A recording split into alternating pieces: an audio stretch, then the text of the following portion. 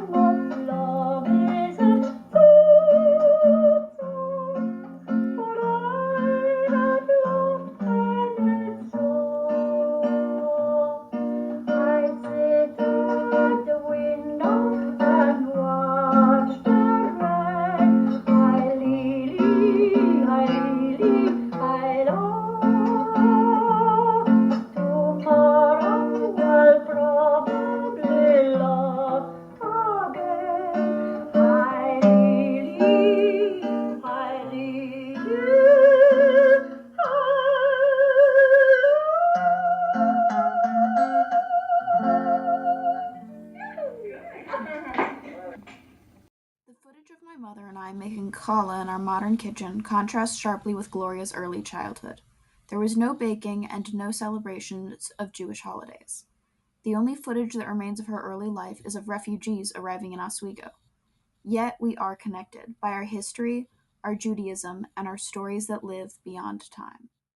I come from exposed light bulbs, peeling walls, and boiled potatoes. I come from a kitchen shared with roaches. I come from crumbling bricks, shards of glass, an old dilapidated tenement torn down. I come from the Lower East Side of New York. I come from a father I never knew. How is it that I still long to know him? I come from stories mother chose not to tell me. My real name is Yolanda, my birth name. My mom changed it. She just started calling me Gloria because she wanted a more American sounding name. Grew up thinking that my name was Gloria until I became a citizen at the age of 18. I applied to become an American citizen, and they asked me my name, and I told them, and they said, well, your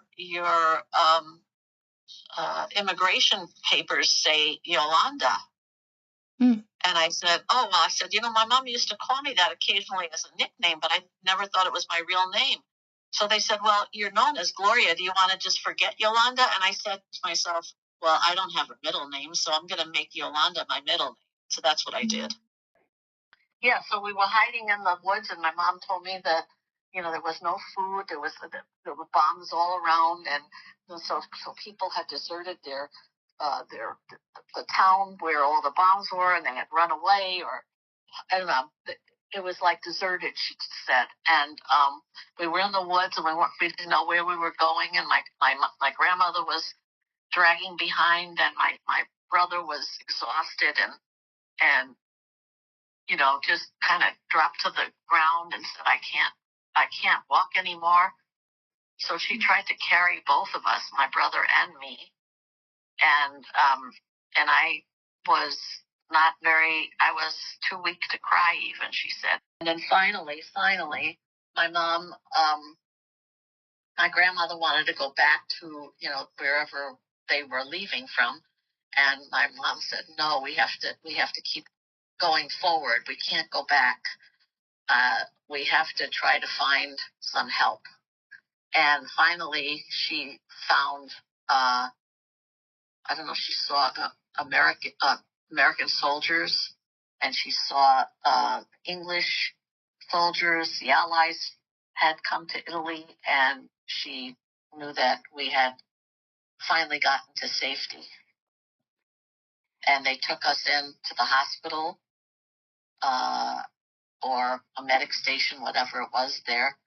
And they gave me an injection because I was, I was very, very malnourished and almost died. They gave me a needle in my arm. I think probably a nutritious solution of some kind. And the first needle broke because it was all skin and bones. Then they gave me another needle, and then that one finally took. My mom didn't tell me everything. And what she did tell me, she never gave me a timeline.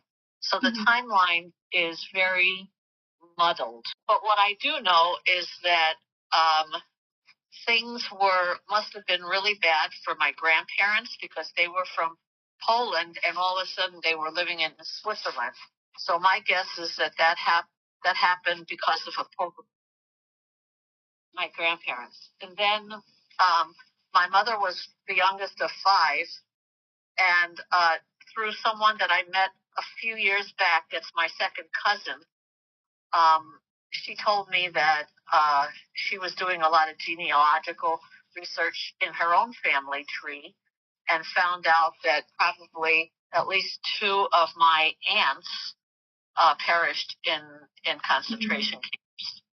And my mom's experiences included, being in different camps in Italy, and prison. She was imprisoned, and she was in prison when she went into labor with me.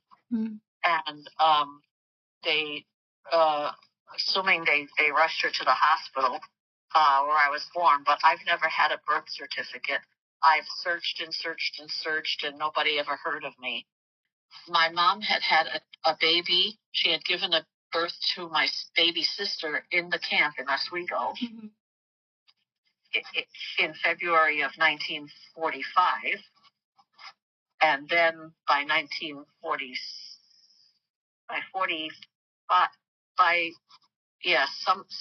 sometime in 45, I believe, or 46, they let us, out of the camp, and some people decided to go to Israel, to different countries, but most of us decided to stay in America. I always sensed that there was this darkness surrounding her, like a black cloud of sadness and loneliness, and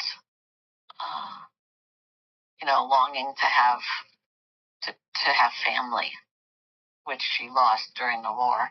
Her mom died 5 years after I was born, so I was 5 when my grandmother died, and so then she was all alone, and she never remarried. My mom suffered a lot with PTSD and depression and anxiety.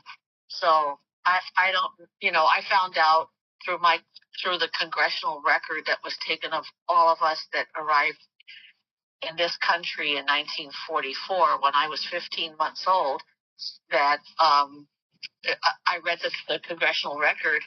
Oh, just a few years ago is when I got it. I didn't even know that it existed or that it would be available to me.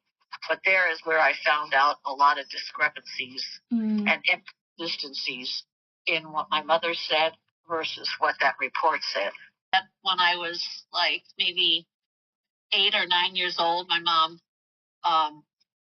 broke down one day and told me that I had a sister that was born in Oswego, but she was too weak to take care of the three of us, so she had a hard decision to make of which child to give up. But she gave up the baby because she was least bonded with her. And so I never got to know my sister. Did your mother talk a lot about her time, like in the camps and in prison? No. She just told me that she was thrown into prison once for being a Jewish, and that she was thrown in with prostitutes and thieves and everything, and she nearly lost her mind being held captive like that, and that they asked her if she wanted water, and she said, no, I want my freedom. I mean, she was kind of grounded, but I remember that she was sometimes she embarrassed in public.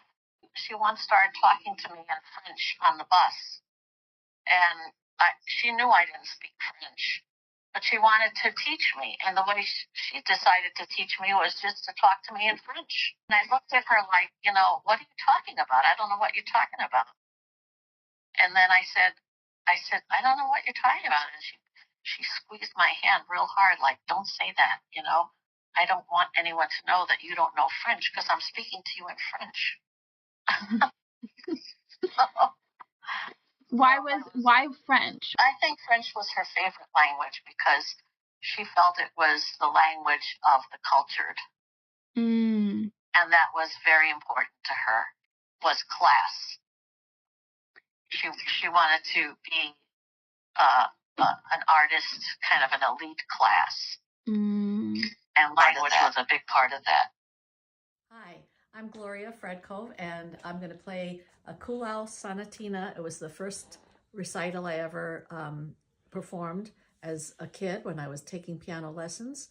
And I'm 80 years old now, so my flexibility is not what it used to be. So please forgive the few mistakes that I'm sure I will make, but I'll do my best for you. It's a challah sonatina in C. About how long do you have right now? I don't want to take up too much of your time. Well, I'm in the backyard with 3 doggies, so... You have dogs? I have 1, and then I'm taking care of 2. Yeah, so, I should be fine. For at least 5 or 10 minutes. I'm not really a survivor that remembers anything. I was a baby. So I kind of feel like my story isn't going to be that helpful. I mean, I think stories like yours are still really, important to keep, remembering, even if it's a story that, your mother told you, or a story that, you found as an adult, I think that's still a part of, what the Holocaust meant to so many people. We're in a generation where, there's a disconnect between, stories of survivors and, people...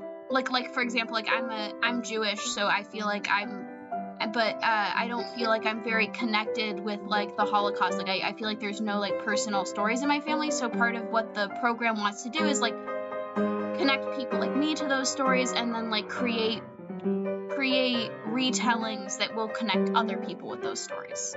I see. Okay. Well, maybe I'll do it. It sounds like that would be a good goal. I mean, I'd really like to talk to you more. Okay, yeah. Okay, I have time now. Last night I was playing one of the themes from Rachmaninoff's Second Piano Concerto, which is one of my favorite all-time works.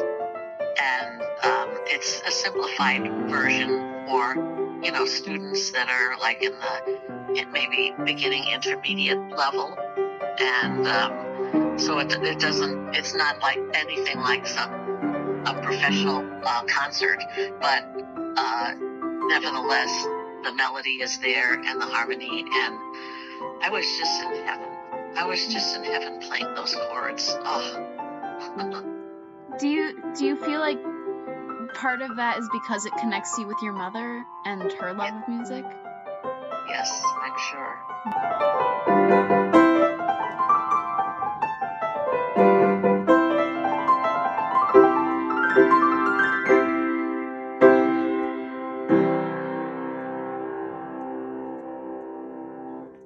Wow. Okay, this is Eva Bass singing Eufen Pripachik, a Yiddish song.